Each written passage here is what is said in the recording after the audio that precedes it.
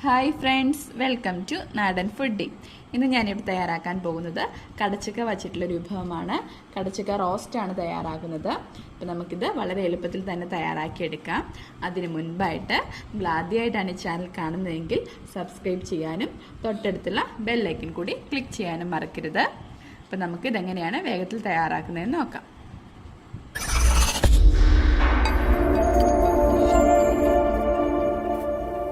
ഇതിനാവശ്യമായിട്ടുള്ള ingredients എന്തൊക്കെയാണെന്ന് നോക്കാം. ഞാനിവിടെ ഒരു മീഡിയം വലുപ്പത്തിലുള്ള കടച്ചക്ക ചെറിയ കഷ്ണങ്ങളായി അരിഞ്ഞെടുത്തിട്ടുണ്ട്. അതുപോലെ 2 തക്കാളി ചെറിയ കഷ്ണങ്ങളാക്കിയത്, 2 വലിയ സവോള ചെറുതായിട്ട് അരിഞ്ഞെടുത്തിട്ടുണ്ട്. അതുപോലെ 2 അല്ലി വെളുത്തുള്ളിയും ഒരു ചെറിയ കഷ്ണം ഇഞ്ചിയും ചെറുതായിട്ടൊന്ന് ചതച്ചെടുത്തിട്ടുണ്ട്.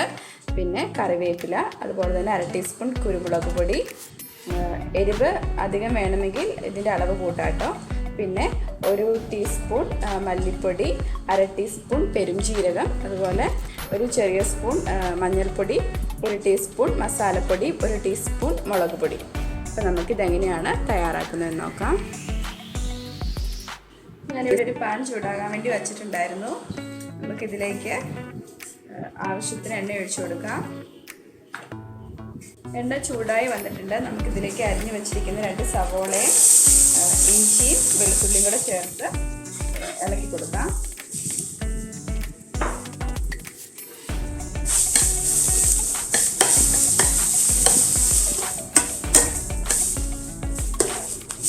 ഈ സവോള പെട്ടെന്ന് വഴന്ന് വരാൻ വേണ്ടി നമുക്ക് കുറച്ച് ഉപ്പ് കൂടി ചേർത്ത് കൊടുക്കാം.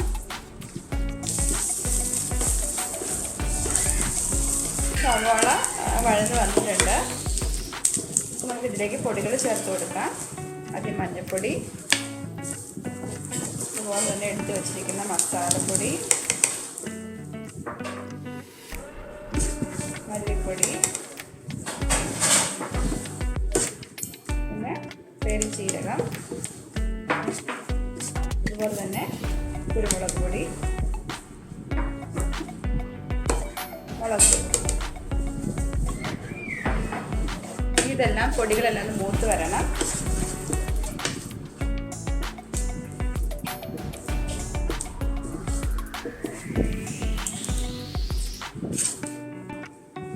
പൊടിയൊക്കെ മൂത്ത് വന്നിട്ടുണ്ട്. ഇതിലേക്ക് നമുക്ക് തക്കാളി ചേർത്ത് കൊടുക്കാം.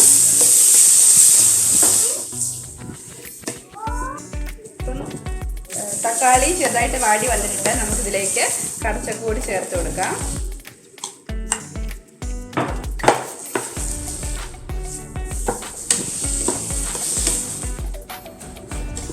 ഇതിലേക്ക് നമുക്ക് കുറച്ച് വെള്ളം, ചൂടുവെള്ളമാണ്, വേകാൻ വേണ്ടി മാത്രമുള്ള വെള്ളം ചേർത്താൽ മതി.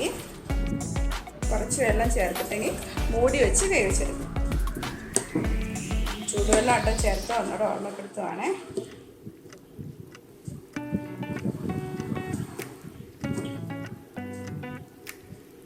നോക്കാം.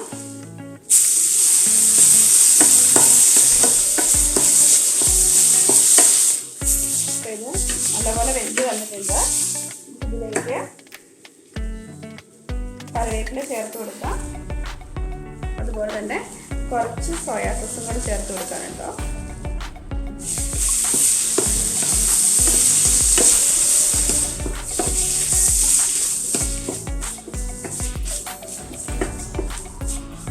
സാധ്യത ഉപ്പുണ്ടോ നോക്കാം.